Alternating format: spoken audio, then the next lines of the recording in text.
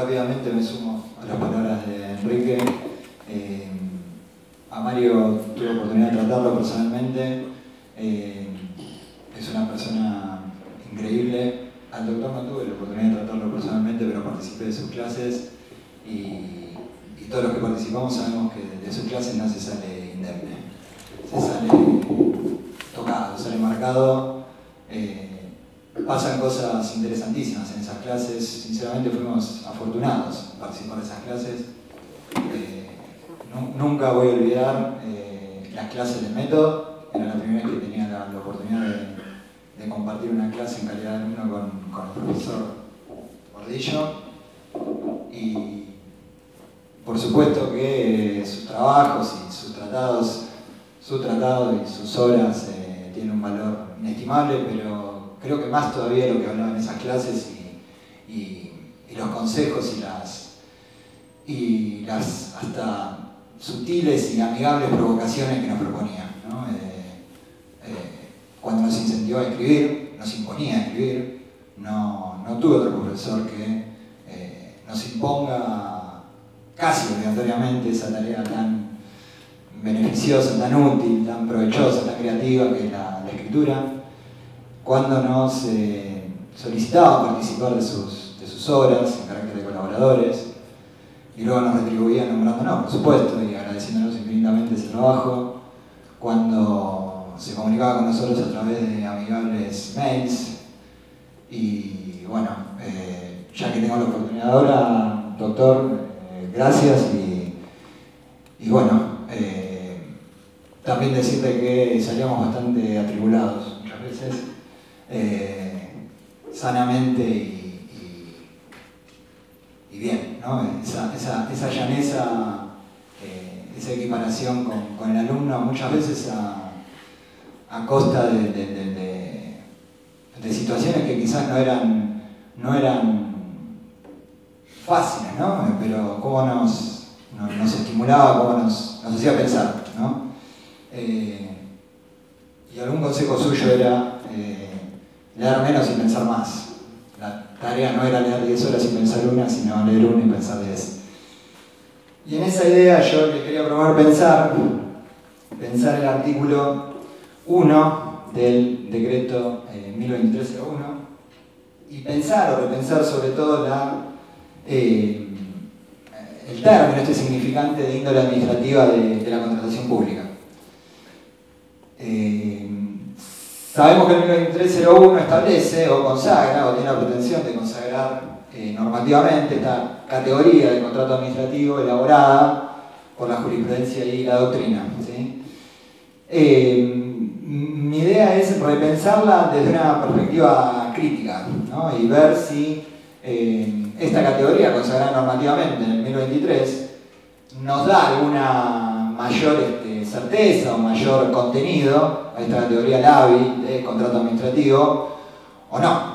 Si su consagración normativa implica mayor seguridad jurídica o no, porque convengamos que las construcciones que elaboradamente, trabajosamente y con buenas intenciones nos dio la jurisprudencia, nos convocaba un concepto no del todo fácilmente asible, ¿no?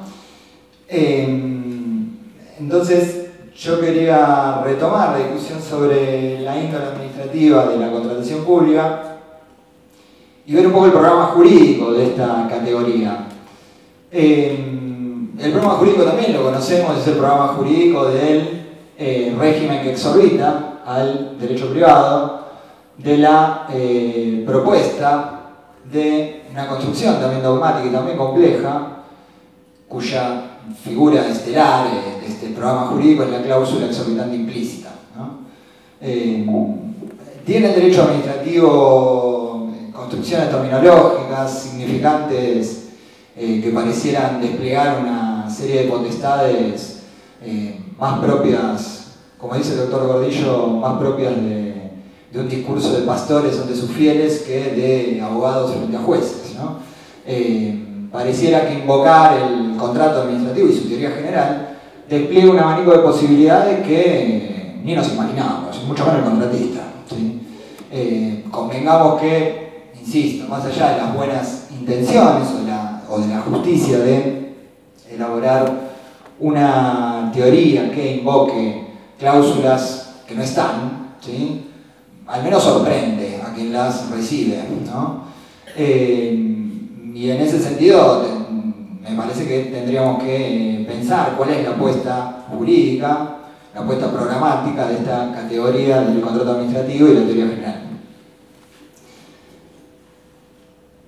Entonces, bueno, yo les propongo, en un ejercicio similar al que hace Mayral en el artículo La ideología del servicio público, quizás ir para atrás, ¿no? De construir esta categoría de contrato administrativo a través de los tres ejes sobre los cuales elaboró la jurisprudencia, la teoría general del contrato administrativo y la calificación de administrativa de una contratación pública, y que implica tres contenidos. Un contenido subjetivo, que implica quién puede suscribir contratos administrativos, cuál es el sujeto contratante de esta contratación. Un criterio objetivo que tiene que ver con el objeto del contrato, que persigue, que define, persigue el contrato. Y un último, contenido jurídico.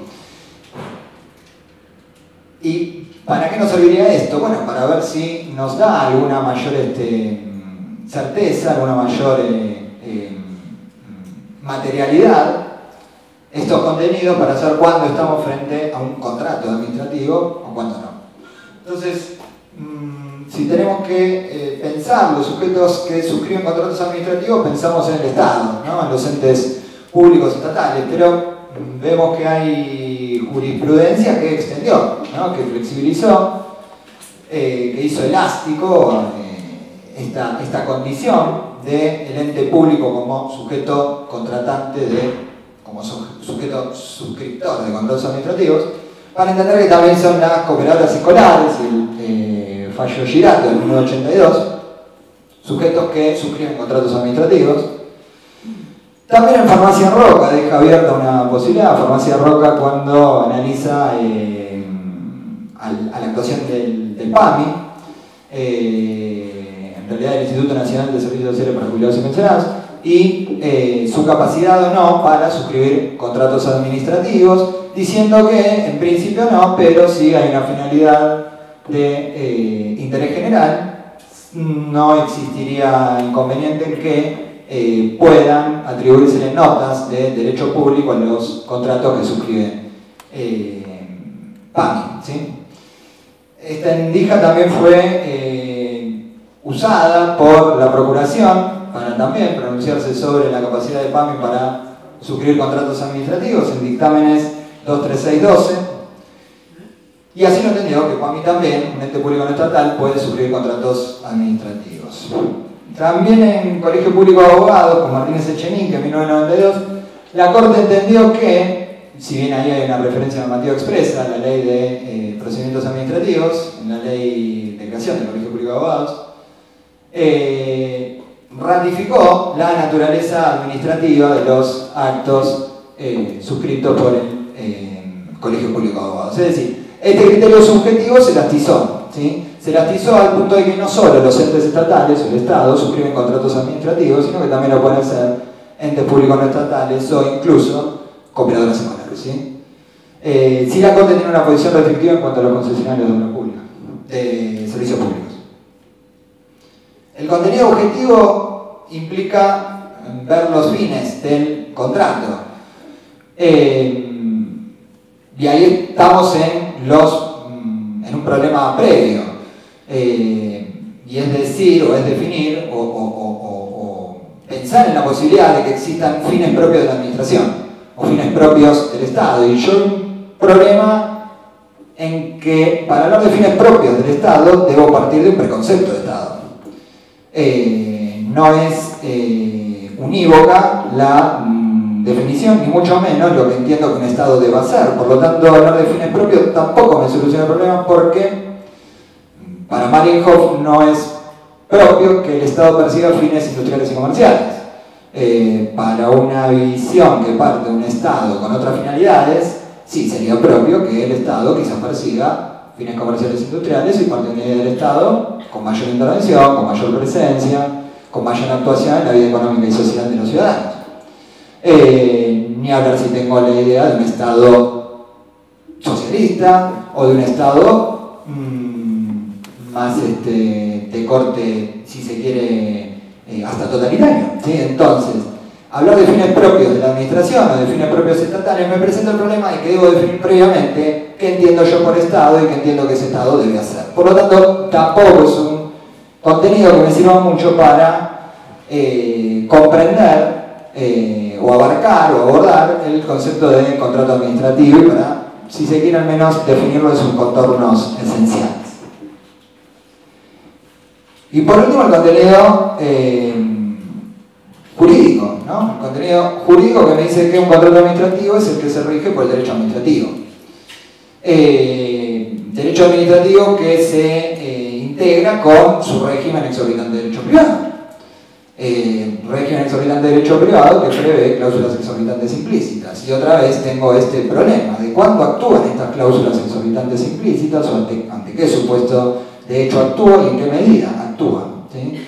Es decir, tanto el régimen como la cláusula parecieran sorprender por igual. Entonces no tengo ninguna capacidad previsora ante ese contrato que estoy suscribiendo y por lo tanto tampoco resulta del todo fácil de ubicar o de identificar al contrato administrativo leyendo un régimen exorbitante del derecho privado, un régimen de derecho administrativo que se integra con cláusulas exorbitantes implícitas. Es decir, estos tres criterios, estos tres contenidos, ¿sí? Al flexibilizarse y al extenderse con límites muy difusos, casi como que no me dicen nada. Entonces,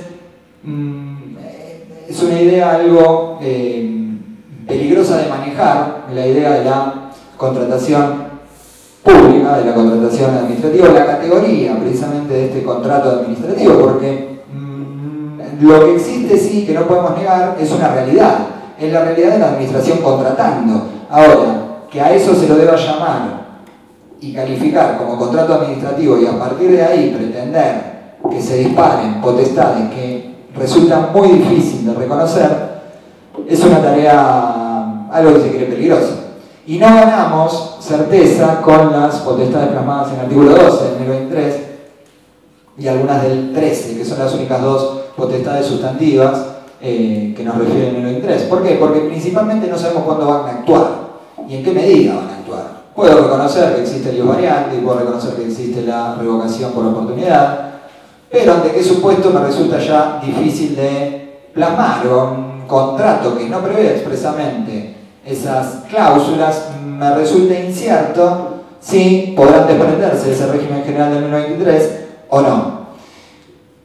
¿Y esto qué hace? Hace que el contrato administrativo se desenvuelva en un territorio bastante inhóspito, bastante desconocido, que va en contra de la pretendida concurrencia a la que se quiere dar lugar, ¿sí? En las contrataciones públicas. ¿Por qué? Porque ese territorio, al ser desconocido, es bien conocido por contratistas habituados a transitar esas avenidas, ¿sí? Eso conspira contra la concurrencia tan declamada como principio de la contratación pública.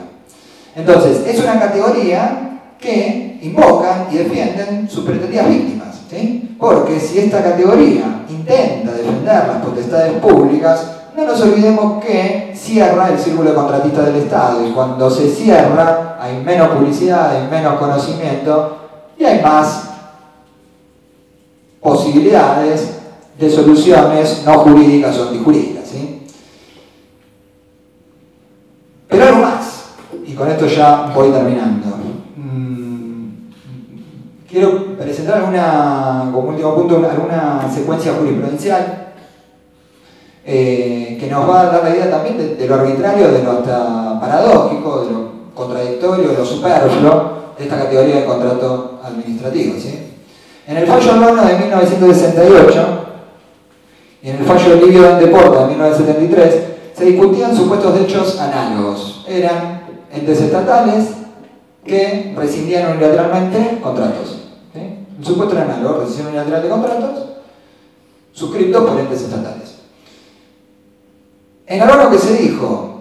Locación de obra, contrato de derecho privado, contrato civil, la solución está en el 1648 creo que es, disculpen la imprevisión de no haber anotado el artículo, pero creo que es el 1648 del Código Civil. La solución está en el 1648, ¿sí? Del Código Civil. Contrato privado, de derecho privado, contrato civil. ¿Qué se dijo en Livian de Porta? No, contrato administrativo. Es uno de los, en el estudio de Covielo, la teoría general del contrato administrativo, que todos conocemos a través de la jurisprudencia de la Corte, se lo cita este fallo como quizás uno de los primeros de adscribir esa categoría de contrato administrativo. Contrato administrativo, no de derecho privado, no contrato civil. ¿Cuál fue la solución jurídica? La misma, en 1648, y pagando mucha más indemnización que en el resarcimiento que en Albano. Es decir, más allá de estas etiquetas, de estos conceptos que planean en el cielo de los conceptos jurídicos, como nos dice Yering sueña este sueño después de leer un tratado de derecho, ¿no? Leyó el tratado y se durmió, y soñó que estos conceptos planean en ese cielo y no se manchan con la vida, ¿no? Entonces, en ese cielo navega el concepto de contrato administrativo, esta categoría de contrato administrativo, pero cuando hay que resolverlo, acuerdan en la misma solución, que es la solución del régimen jurídico que se encontró justo en ese momento, que era el 1648 del Código Civil. Tanto para aquel que lo calificó como contrato civil, como aquel que lo calificó como contrato administrativo. Entonces, ¿en dónde yo entiendo que por dónde pasaría la cuestión? Por establecer regímenes jurídicos, ¿sí? Por abandonar esta pretensión algo obsesiva de intentar comprender toda la realidad de la contratación administrativa en una única teoría general del contrato administrativo, establecer pausadamente regulaciones específicas. ¿Y por qué digo esto? Porque no es lo mismo el jugador que está enfrente, ¿sí? El contratista que tengo enfrente, y no es lo mismo tampoco qué es lo que voy a contratar. No puedo meritar con la misma vara la contratación de un derecho humano, como el derecho humano al agua, y compararlo con la contratación de artistas. Entiendo que tendría que tener regímenes jurídicos distintos. No es lo mismo operar en un mercado con actores o jugadores de espaldas anchas, ¿sí? Que operar o contratar en un mercado con jugadores de un poder más debilitado. No es lo mismo distribuir licencias de radiodifusión que, no sé, contratar arreglos menores. Entonces, digo, la contratación administrativa es infinita, son innumerables las posibilidades y son innumerables y de distinto poder los contratistas del Estado. Y sí, muchas veces con mayor poder que el Estado. Eso amerita que pensemos y que demos la discusión en el ámbito propio, en donde discute la democracia, que es en el Parlamento. Entonces, ante la carencia o ante categorías poco identificables, entiendo que tendríamos que renunciar a una idea de teoría general o de hipótesis general para pasar a los casos particulares, para tener en cuenta en dónde me voy a mover, con quiénes voy a contratar y cuál va a ser el objeto de mi contratación. Y a partir de ahí, dar la discusión en el ámbito propio de la democracia, que es el Parlamento. Es decir, que haya más leyes que prevean la contratación del Estado en los distintos órdenes en los cuales interviene. Muchas gracias.